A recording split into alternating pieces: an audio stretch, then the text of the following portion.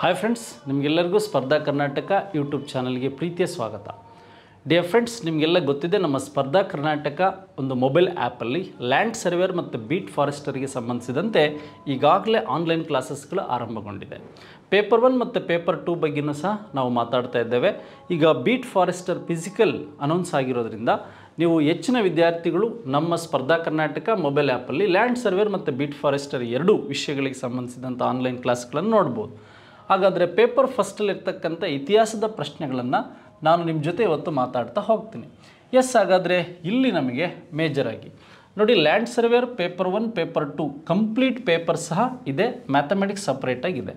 ಹಾಗೆ ಗಸ್ತು ಅರಣ್ಯ ಪಾಲಕರಿಗೆ ಸಂಬಂಧಿಸಿದಂತೆ ಕಂಪ್ಲೀಟ್ ಪ್ಯಾಕೇಜ್ ಕೋರ್ಸ್ ಇದೆ ಮತ್ತು ಬೀಟ್ ಫಾರೆಸ್ಟರ್ ಮ್ಯಾಥ್ಸ್ ಸಪ್ರೇಟ್ ಇದೆ. ಇವೆರಡನ್ನೂ ಸಹ ನೀವು ತಗೊಂಡು ಡೆಮೋ ಕ್ಲಾಸನ್ನು ನೋಡಿ ಯುಟಿಲೈಸ್ ಮಾಡ್ಕೋಬೋದು. ಈಗಾಗಲೇ ನಾನು ಲ್ಯಾಂಡ್ ಸರ್ವೇರ್ ಮತ್ತು ಬೀಟ್ ಫಾರೆಸ್ಟರಿಗೆ ಸಂಬಂಧಿಸಿದಂಥ ಹಲವು ವಿಡಿಯೋಗಳನ್ನು ನಾನು ಈ ಒಂದು ಸ್ಪರ್ಧಾ ಕರ್ನಾಟಕ ಯೂಟ್ಯೂಬ್ ಚಾನಲಲ್ಲಿ ಅನಾಲಿಸಿಸ್ ಮಾಡಿದ್ದೇವೆ. ಅವು ಸುಮಾರು 140ಕ್ಕೂ ಹೆಚ್ಚು ಇತಿಹಾಸದ ಪ್ರಶ್ನೆಗಳ ವಿಡಿಯೋ ವಿಶ್ಲೇಷಣೆ ಮಾಡಿರ್ತಕ್ಕಂಥದ್ದೇ. ಅದನ್ನು ನೀವು ವಿಶೇಷವಾಗಿ ನೋಡ್ಕೊಳ್ತಾ ಹೋದರೆ ನಿಮಗೆ ಪಾಸಿಂಗ್ ಮಾರ್ಕ್ಸ್ ಬರ್ಬೋದು. ಹಾಗಾದರೆ ಇಲ್ಲಿ ಇರ್ತಕ್ಕಂಥ ಅಂಶಗಳಲ್ಲಿ ಈ ಪೈಕಿ ಯಾವ ಚಳುವಳಿ ಹಿಂದೂಗಳು ಮತ್ತು ಮುಸ್ಲಿಮರು ಇಬ್ಬರಿಂದಲೂ ಬೆಂಬಲವನ್ನು ಗಳಿಸಿತ್ತು, ಹಿಂದೂ ಮತ್ತು ಮುಸಲ್ಮಾನರಿಂದ ಬೆಂಬಲವನ್ನು ಗಳಿಸಿದಂಥದ್ದು ಅಂತ ಇದೆ. ಚಂಪಾರಣ್ಯ ಇದೆ, ಪ್ರತ್ಯೇಕ ವಿರೋಧಿ ಚಳವಳಿ ಇದೆ, ಖಿಲಾಫತ್ ಚಳವಳಿ ಇದೆ, ಕ್ವಿಟ್ ಇಂಡಿಯಾ ಚಳವಳಿ ಇದೆ. ನೋಡಿ, ಈಗ ನಮಗೆ ರೈಟ್ ಆನ್ಸರನ್ನು ನೋಡೋದಾದರೆ ಈ ಮೊದಲ ಮಹಾಯುದ್ಧದಲ್ಲಿ ಇಂಗ್ಲೆಂಡ್ ಟರ್ಕನ್ನು ಸೋಲಿಸುತ್ತೆ. ಟರ್ಕನ್ನು ಸೋಲಿಸಿದ ನಂತರ ನಮಗೆ ಟರ್ಕ್ ರಾಜನಿಗಿದ್ದಂಥ ಬಿರುದು ಖಿಲಾಫತ್ ಅಂತಕ್ಕಂಥ ಬಿರುದನ್ನು ಏನು ಮಾಡುತ್ತೆ, ಇದು ಕ್ಯಾನ್ಸಲ್ ಮಾಡಿ ಈ ಖಿಲಾಫತ್ ಚಳವಳಿ ಏನಾಗುತ್ತೆ, ಭಾರತದಲ್ಲೂ ಸ್ಟಾರ್ಟ್ ಆಗುತ್ತೆ. ಶೌಕತ್ ಅಲಿ, ಮೊಹಮ್ಮದ್ ಅಲಿ ಇದನ್ನು ಸ್ಟಾರ್ಟ್ ಮಾಡ್ತಾರೆ. ಅದರಲ್ಲಿ MK ಗಾಂಧಿಯವರು ಸಹ ಏನು ಮಾಡ್ತಾರೆ, ಭಾಗವಹಿಸ್ತಾರೆ. ಹಿಂದೂ ಮತ್ತು ಮುಸಲ್ಮಾನರು ಭಾಗವಹಿಸಿ ಇದು ಸ್ಟಾರ್ಟ್ ಆಗುತ್ತೆ. 1919ರಿಂದ 1923 ಚೌರಿ ಈವೆಂಟ್ಸ್ ಆದಮೇಲೆ ಅಥವಾ ಟರ್ಕ್ ಸ್ವತಂತ್ರಗೊಂಡ ಮೇಲೆ ಇದೇನಾಗುತ್ತೆ, ಕ್ಯಾನ್ಸಲ್ ಆಗ್ತಾ ಹೋಗುತ್ತೆ. ಇದಕ್ಕೆ ರೈಟ್ ಆನ್ಸರ್. ಹಾಗಾದರೆ ನಿಮಗೆ ಚಂಪಾರಣ್ಯ ಗೊತ್ತಿದೆ. ಗಾಂಧೀಜಿಯವರು ಆಫ್ರಿಕಾದಿಂದ ಬಂದ ನಂತರ ಈ ಬಿಹಾರದಲ್ಲಿರ್ತಕ್ಕಂಥ ಚಂಪಾರಣ್ಯ ಅಥವಾ ಬಿಹಾರದಲ್ಲಿ ಈ ನೀಲಿ ಬೆಳೆಗೆ ಸಂಬಂಧಿಸಿದಂತೆ ಏನು ಈ ಒಂದು ರೈತರು ಬ್ರಿಟಿಷರ ವಿರುದ್ಧ 20ನೇ 3 ಭಾಗದಲ್ಲಿ ತೀನ್ ಖ್ಯಾತಿಯ ಆ್ಯಕ್ಟ್ ವಿರುದ್ಧ ಚಳುವಳಿಯನ್ನು ನಡೆಸಿ ಇದು ಬಿಳಿ ಬಟ್ಟೆಗಾಗ್ತಕ್ಕಂಥ ಒಂದು ನೀಲಿ ಪೌಡರ್, ಅದಕ್ಕೆ ಸಂಬಂಧಿಸಿದಂಥ ಚಳುವಳಿ ಚಂಪಾರಣ್ಯ. ಮೊದಲ ಸತ್ಯಾಗ್ರಹ ಅಂತಕ್ಕಂಥ ಪದವನ್ನು ಗಾಂಧೀಜಿ ಬಳಸಿ ಸ್ಟಾರ್ಟ್ ಮಾಡಿದ್ದೆ ಈ ಚಂಪಾರಣ್ಯ ಸತ್ಯಾಗ್ರಹ.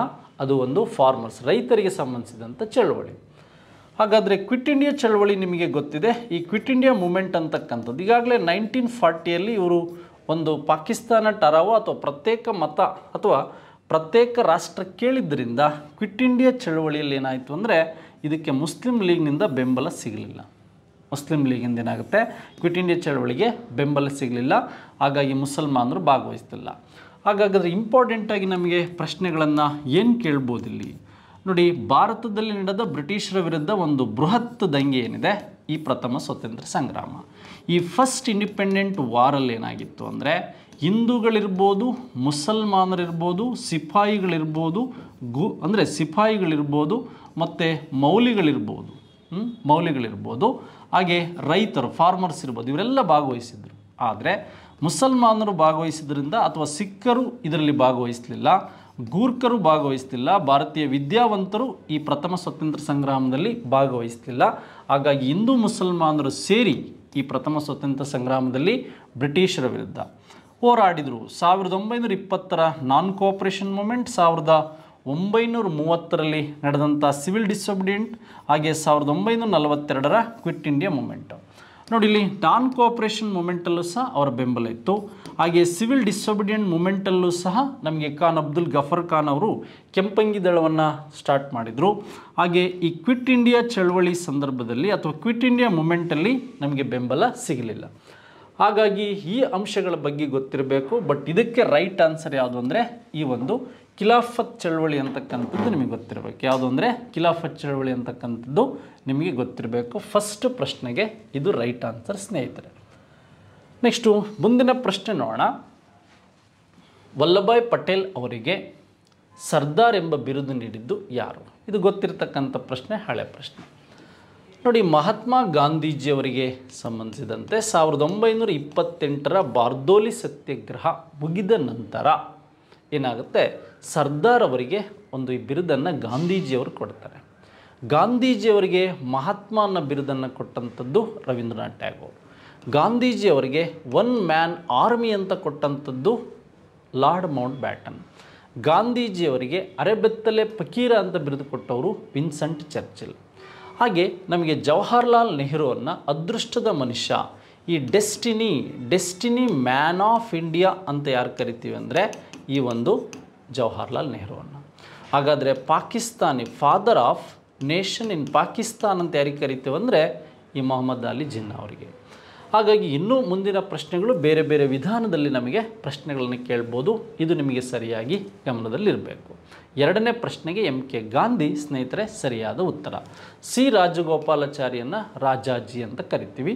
ಇವರ ಒಂದು ಸಿ ರಾಜಗೋಪಾಲಾಚಾರಿ ಯೋಜನೆಯೂ ಸಹ ನಮಗೆ ಸ್ಟಾರ್ಟ್ ಆಗಿದ್ರ ಬಗ್ಗೆ ಅರಿವಿರಬೇಕು. ಎಸ್, ಹಾಗಾದರೆ ಮುಂದಿನ ಪ್ರಶ್ನೆ ಹೀಗಿದೆ, ಸರಿಯಾದ ಹೊಂದಾಣಿಕೆ ಅಲ್ಲದ್ದು ಯಾವುದು ಅಂತಿದೆ. ಸರಿಯಾದ ಹೊಂದಾಣಿಕೆ ಅಲ್ಲದ್ದು ನೋಡಿ, ನಮಗೆ ಬಾಲ ಗಂಗಾಧರ ತಿಲಕ್ ಏನು ಮಾಡ್ತಾರೆ, ಇವರು ಒಬ್ಬ ತೀವ್ರಗಾಮಿಯ ನಾಯಕ ಆಗಿ ಈ ಶಿವಾಜಿ ಮತ್ತು ಗಣೇಶ ಉತ್ಸವವನ್ನು ಸ್ಟಾರ್ಟ್ ಮಾಡಿ ಮರಾಠ ಕೇಸರಿ ಪತ್ರಿಕೆಯನ್ನು ಸ್ಟಾರ್ಟ್ ಮಾಡಿ 1884ರಲ್ಲಿ ಡೆಕ್ಕನ್ ಎಜುಕೇಷನ್ ಸೊಸೈಟಿ ದಕ್ಷಿಣ ಶಿಕ್ಷಣ ಸಮಾಜವನ್ನು ಸ್ಟಾರ್ಟ್ ಮಾಡಿದವರು ಯಾರು ಅಂದರೆ ಬಾಲ ಗಂಗಾಧರ ತಿಲಕ್. ಆದರೆ ನಮಗಿಲ್ಲಿ ಬಾಂಬೆ ಅಸೋಸಿಯೇಷನನ್ನು ಸ್ಟಾರ್ಟ್ ಮಾಡಿದ್ದು ಯಾರು ಅಂದರೆ ಜಗನ್ನಾಥ ಅಂತ. ಯಾರು? ಜಗನ್ನಾಥ ಅಂತಕ್ಕಂಥವ್ರು ಏನು ಮಾಡ್ತಾರೆ, ಬಾಂಬೆ ಅಸೋಸಿಯೇಷನನ್ನು ಸ್ಟಾರ್ಟ್ ಮಾಡ್ತಾರೆ.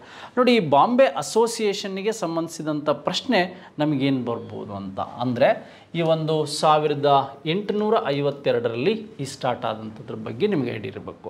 ಹಾಗೆ ಮೇರಿ ಕಾರ್ಪೊರೆಂಟ್ ಅಂತಕ್ಕಂಥವರು 1870ರಲ್ಲಿ ಈ ಒಂದು ನ್ಯಾಷನಲ್ ಇಂಡಿಯನ್ ಅಸೋಸಿಯೇಷನನ್ನು ಸ್ಟಾರ್ಟ್ ಮಾಡ್ತಾರೆ. ಇದು ರೈಟ್ ಇದೆ. ಹಾಗೆ ಸುರೇಂದ್ರನಾಥ್ ಬ್ಯಾನರ್ಜಿ ಅವರು ಏನು ಮಾಡ್ತಾರೆ, ಫಸ್ಟು 1876ರಲ್ಲಿ ಇಂಡಿಯನ್ ಅಸೋಸಿಯೇಷನ್ನ ಸ್ಟಾರ್ಟ್ ಮಾಡ್ತಾರೆ. ಈ ಅಸೋಸಿಯೇಷನ್ನ ಮೊದಲ ಇಂಡಿಯನ್ ನ್ಯಾಷನಲ್ ಕಾನ್ಫರೆನ್ಸ್ 1883ರಲ್ಲಿ ಕಲ್ಕತ್ತಾದಲ್ಲಿ ನಡೆಯುತ್ತೆ. ಈ ಕಲ್ಕತ್ತಾದಲ್ಲಿ ನಡೆದಂಥ ಕಾನ್ಫರೆನ್ಸಿಗೆ AOU ಮತ್ತು WC ಬ್ಯಾನರ್ಜಿ ಭೇಟಿ ನೀಡಿ INC ಸ್ಥಾಪನೆಗೆ ಕಾರಣ ಆಗುತ್ತೆ. ಹಾಗೆ ಇಂಡಿಯನ್ ಸೊಸೈಟಿಯನ್ನು ಸ್ಟಾರ್ಟ್ ಮಾಡಿದವರು ಈ ಆನಂದ ಮೋಹನ್ ಬೋಸ್. ಇವರಿಬ್ಬರು ಸೇರಿ ಏನು ಮಾಡ್ತಾರೆ, IA ಇಂಡಿಯನ್ ಅಸೋಸಿಯೇಷನ್ ಸ್ಟಾರ್ಟ್ ಮಾಡ್ತಾರೆ. ಅದರ ಮೊದಲ ಸಭೆಯನ್ನೇ ಇಂಡಿಯನ್ ನ್ಯಾಷನಲ್ ಕಾನ್ಫರೆನ್ಸ್ ಅಂತ ಕರಿತೀವಿ. ಹಾಗಾದರೆ ಡಿಯರ್ ಫ್ರೆಂಡ್ಸ್, ನಮಗೆ ಗೊತ್ತಾಯಿತು ಇಲ್ಲಿ ರಾಂಗ್ ಆಗಿರೋದು ಯಾವುದು ಅಂದರೆ ಫಸ್ಟ್ ಆಪ್ಷನ್ಸ್. ಇಲ್ಲಿ ರಾಂಗ್ ಆಗಿರೋದು ಯಾವುದು, ಫಸ್ಟ್ ಆಪ್ಷನ್. ಯಾವುದು ಅಲ್ಲದ್ದು ಅಂತ ಕೊಟ್ಟಿದ್ದಾರೆ, ಸರಿಯಾದ ಹೊಂದಾಣಿಕೆ ಅಲ್ಲದ್ದು ಯಾವುದು ಅಂತ ಕೊಟ್ಟಿದ್ದಾರೆ. ಇದು ನಿಮಗೆ ಪರ್ಫೆಕ್ಟಾಗಿ ಗೊತ್ತಿರಬೇಕು. ಎಸ್, ಅಕ್ಬರ್ನ ವಿರುದ್ಧ ದಿಟ್ಟವಾಗಿ ಹೋರಾಡಿದ ಪ್ರಸಿದ್ಧ ರಾಣಿ ಚಾಂದ್ ಬೀಬಿ ಯಾರು ಅಂದರೆ ಚಾಂದ್ ಬೀಬಿ ಅಂತಕ್ಕಂಥವ್ರು ಈ ಕೆಳಗಿನ ಯಾವ ರಾಜ್ಯದವಳು? ಚಾಂದ್ ಬೀಬಿ ಅಂತಕ್ಕಂಥವ್ರು ಈ ಕೆಳಗಿನ ಯಾವ ರಾಜ್ಯದವರು ಅಂತಿದೆ ನೋಡಿ. ಅಕ್ಬರ್ನ ಕಾಲಘಟ್ಟ ನಿಮಗೆ ಗೊತ್ತಿರಬೇಕು. 1556ರಿಂದ 1605ರವರೆಗೆ ಅಕ್ಬರ್ ಇದ್ದ. ಹಾಗಾದರೆ ನಮಗೆ ತಾಳಿಕೋಟೆ ನಡೆದದ್ದು 1565ರಲ್ಲಿ ತಾಳಿಕೋಟೆ ಕದನ ನಡೆಯುತ್ತೆ. ಯಾವುದು? ತಾಳಿಕೋಟೆ ಕದನ ನಡೆಯುತ್ತೆ. ಈ ತಾಳಿಕೋಟೆ ಕದನದಲ್ಲಿ ಭಾಗವಹಿಸಿದಂತಹ ಬಿಜಾಪುರದ ಸುಲ್ತಾನ ಯಾರು ಅಂದರೆ ಈ 1ನೇ ಆಲಿ ಆದಿಲ್ ಶಾ ಅಂತ. ಯಾರು? 1ನೇ ಆಲಿ ಆದಿಲ್ ಶಾ. ಈ 1ನೇ ಆಲಿ ಆದಿಲ್ ಶಾ ಈ ಯುದ್ಧಕ್ಕೋಸ್ಕರ ಅಹಮದ್ ನಗರದ ರಾಣಿ ಯಾರನ್ನ, ಈ ಒಂದು ಚಾಂದ್ ಬೀಬಿಯನ್ನು ವಿವಾಹವಾಗಿ ವೈವಾಹಿಕ ಸಂಬಂಧವನ್ನು ಬೆಳೆಸ್ತಾನೆ. ವೈವಾಹಿಕ ಸಂಬಂಧವನ್ನು ಬೆಳೆಸಿ ಈ ದಕ್ಷಿಣದ ಮೇಲೆ ಹೋರಾಟ ಮಾಡಿದ ಮೊದಲ ಮೊಘಲ್ ಚಕ್ರವರ್ತಿ ಅಕ್ಬರ್, ದಕ್ಷಿಣ ಭಾರತದ ಮೇಲೆ. ಹಾಗೆ ದಕ್ಷಿಣ ಭಾರತದ ಮೇಲೆ ಹೋರಾಟ ಮಾಡಿದ ಮೊದಲ ದೆಹಲಿ ಸುಲ್ತಾನ ಅಲ್ಲಾವುದ್ದೀನ್ ಖಿಲ್ಜಿ. ಹಾಗಾಗಿ ಈ ಪ್ರಶ್ನೆಗೆ ಸರಿಯಾದ ಉತ್ತರ ಅಹಮದ್ ನಗರದ ಚಾಂದ್ ಬೇಬಿ ಅಂತಕ್ಕಂಥದ್ದು ಗೊತ್ತಿರಬೇಕು ನಮಗೆ. ಹಾಗೆ ವಿಜಾಪುರ ಅಂತಕ್ಕಂಥದ್ದಿದೆ, ಇದ್ರ ಬಗ್ಗೆನೂ ಸಹ ನಿಮಗೆ ಐಡಿಯಾ ಇರಲಿ. ಎಸ್, ಬಾಬರ್ ಮೃತ ದೇಹದ ಗೋರಿಯನ್ನು ಅವನ ಆಕಾಂಕ್ಷೆಯಂತೆ ನಿರ್ಮಿಸಿದ್ದು ಕಾಬುಲ್, ಪೇಶಾವರ, ದೆಹಲಿ, ಆಗ್ರಾ. ನೋಡಿ, ಬಾಬರ್ ಅಂತಕ್ಕಂಥವನು ಪುತ್ರ ವಾತ್ಸಲ್ಯಕ್ಕೆ ಮರಣ ಹೊಂದಿದ ಮೊಘಲ್ ಚಕ್ರವರ್ತಿ. ಬಾಬರ್ನ ಮಗ ಹುಮಾಯೂನ್. ಹಾಗೆ ಈ ಬಾಬರ್ ಏನು ಮಾಡ್ತಾನೆ, ಕಾಬೂಲಲ್ಲಿ ಉದ್ಯಾನವನಗಳನ್ನು ರಚನೆ ಮಾಡ್ತಾರೆ. ಹಾಗಾಗಿ ಉದ್ಯಾನವನಗಳ ರಾಜ ಯಾರು ಅಂದರೆ ಈ ಬಾಬರ್. ಹಾಗಾದರೆ ಈ ಬಾಬರ್ನ ಸಮಾಧಿ ಎಲ್ಲಿದೆ ಅಂದರೆ ಕಾಬುಲ್ ಅಂತ ನಿಮಗೆ ಗೊತ್ತಿರಬೇಕು. ಹಾಗೆ ಮಗನಿಗೆ ಬಂದಂತಹ ಒಂದು ಜ್ವರ ಏನಿದೆ ಅದರಿಂದ ಪುತ್ರ ವಾತ್ಸಲ್ಯಕ್ಕೆ ಸತ್ತಂಥವನು ಬಾಬರ್. ಈ ಬಾಬರ್ನ ಮಗ ಯಾರು ಅಂದರೆ ಹುಮಾಯೂನ್. ಹುಮಾಯೂನನ ಸಮಾಧಿ ಎಲ್ಲಿದೆ ಅಂದರೆ ದೆಹಲಿಯಲ್ಲಿದೆ. ಒಂದು ಗ್ರಂಥಾಲಯದ ಮೆಟ್ಟಿಲಿಂದ ಇಳಿಯುವಾಗ ಜಾರಿ ಬಿದ್ದು ಸತ್ತಂಥವನು ಹುಮಾಯೂನ್. ಹುಮಾಯೂನ್ ತುಂಬ ಸಂಕಷ್ಟದ ಸ್ಥಿತಿಯಲ್ಲಿದ್ದಾಗ ಹುಟ್ಟಿದಂಥವನೇ ಅಕ್ಬರ್. ಅಕ್ಬರ್ನ ಸಮಾಧಿ ಎಲ್ಲಿದೆ ಅಂದರೆ ಈ ಒಂದು ಸಿಕಂದರ್ನಲ್ಲಿದೆ. ಎಲ್ಲಿದೆ? ಫತೇಪುರ್ ಸಿಕ್ರಿ ಅಥವಾ ಸಿಕಂದರ್ನಲ್ಲಿದೆ ಇವನ ಸಮಾಧಿ. ಅಕ್ಬರ್ನ ಮಗ ಯಾರು ಅಂದರೆ ಜಹಾಂಗೀರ್. ಜಹಾಂಗೀರ್ನ ಸಮಾಧಿ ಎಲ್ಲಿದೆ? ಈ ಒಂದು ಶಹದಾರ್ನಲ್ಲಿದೆ, ಅಥವಾ ಇದನ್ನು ಲಾಹೋರ್ ಅಂತ ಕರಿತೀವಿ. ಲಾಹೋರ್ ಬಳಿಯ ಶಹದಾರ್ನಲ್ಲಿದೆ. ಇದನ್ನು ಹುತಾತ್ಮ ಸಂತ ಅಂತ ಕರಿತೀವಿ. ಜಹಾಂಗೀರ್ನನ್ನು ಏನಂತ ಕರಿತೀವಿ ನಾವು? ಹುತಾತ್ಮ ಸಂತ. ಹಾಗೆ ಚಿತ್ರಕಲೆಯ ಪಿತಾಮಹ ಅಂತ ಕರಿತೀವಿ. ನೆಕ್ಸ್ಟು ನಮಗೆ ಶಹಜಾನ್. ಈ ಶಹಜಾನ್ ಸಮಾಧಿ ಎಲ್ಲಿದೆ ಅಂದರೆ ಆಗ್ರಾದಲ್ಲಿದೆ ಶಹಜಾನ್ ಸಮಾಧಿ.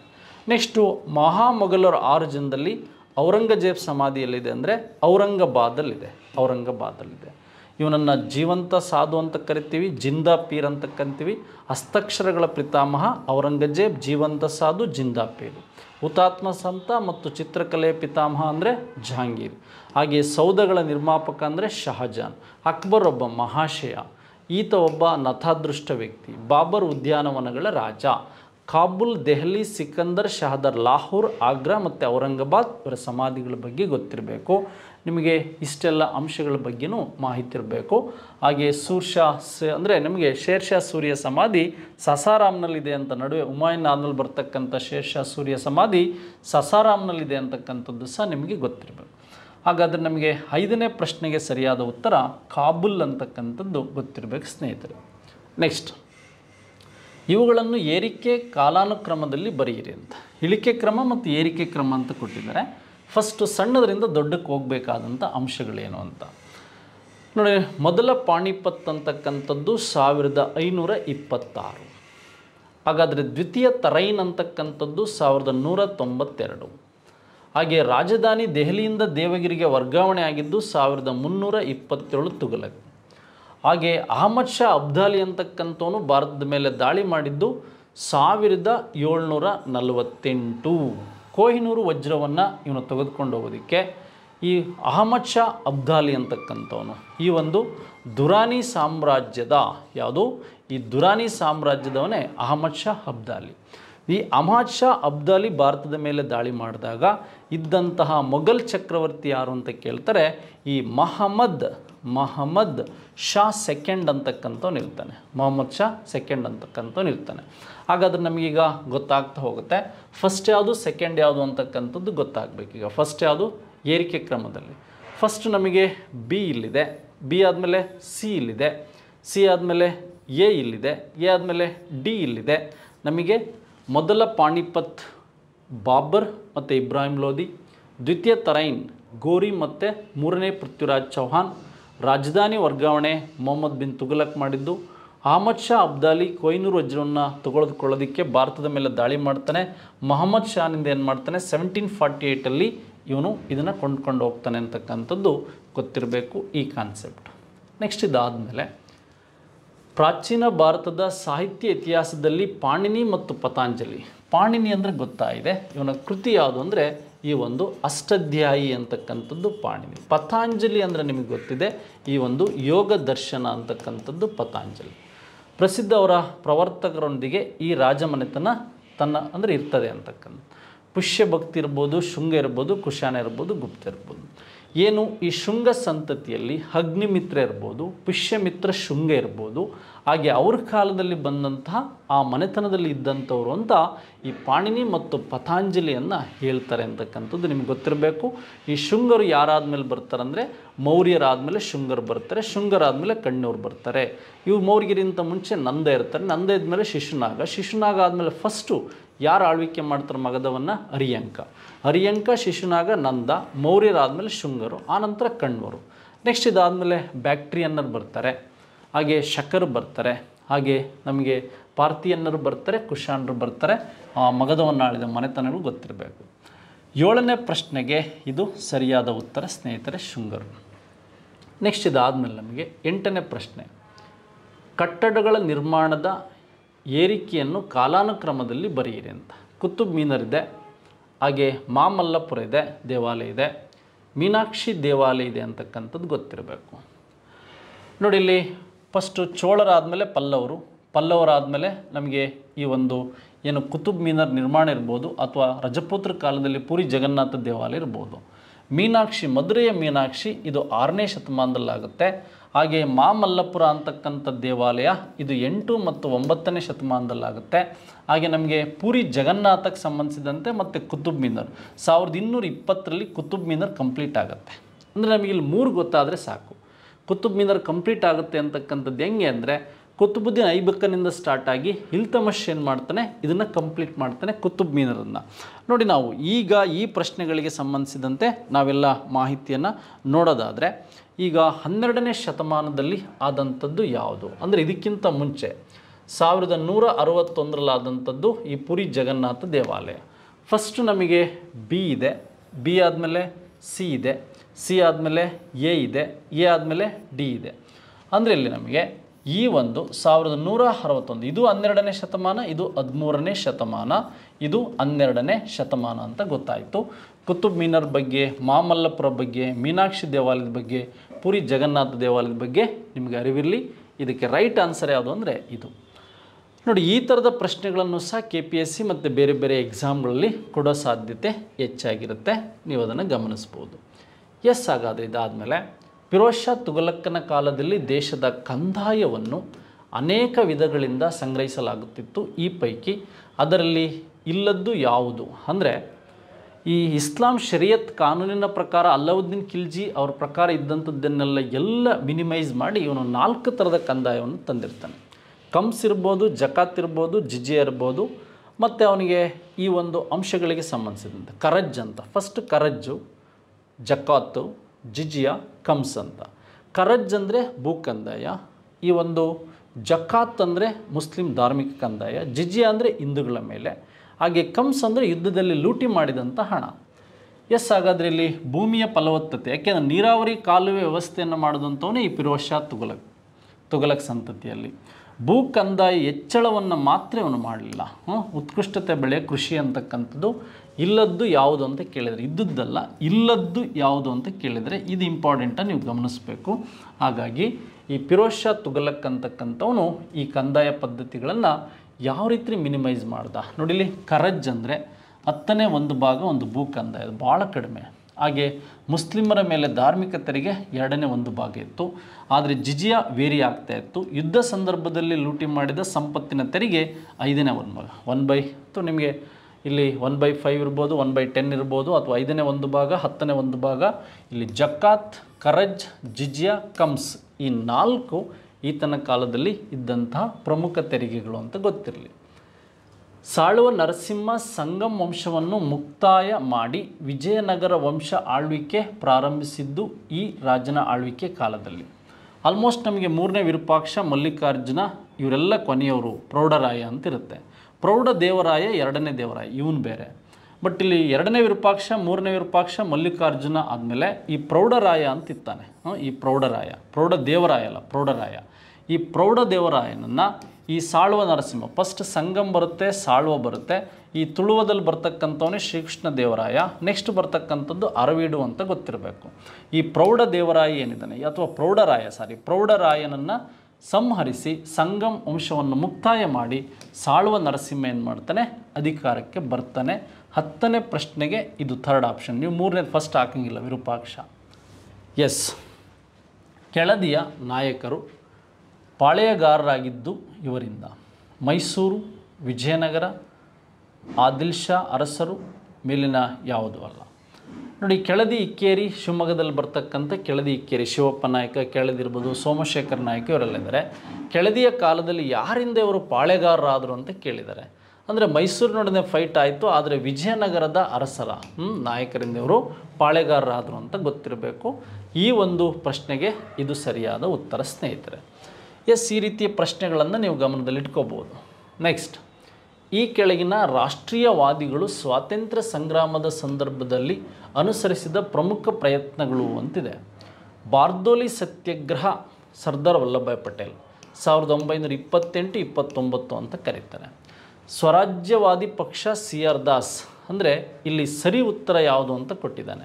ಸಿ ಆರ್ ದಾಸ್ 1922ರಲ್ಲಿ ಈ ಬಿಹಾರದ ಗಯಾ ಅಧಿವೇಶನದಲ್ಲಾದಂಥ ಘಟನೆ ನಂತರ ಇದಾಗುತ್ತೆ. ಖಿಲಾಫತಿಸ್ಟ್ ಅಂತ ಮೌಲಾನಾ ಎ ಕೆ ಆಜಾದ್ ಅಂತಕ್ಕಂಥವ್ರು ಖಿಲಾಫತಿಸ್ಟಿಗೆ ಸಂಬಂಧಿಸಿದಂತೆ 1919ರಿಂದ 23ರಲ್ಲಿತ್ತು ಅಂತಕ್ಕಂಥದ್ದು ಗೊತ್ತಿರಬೇಕು.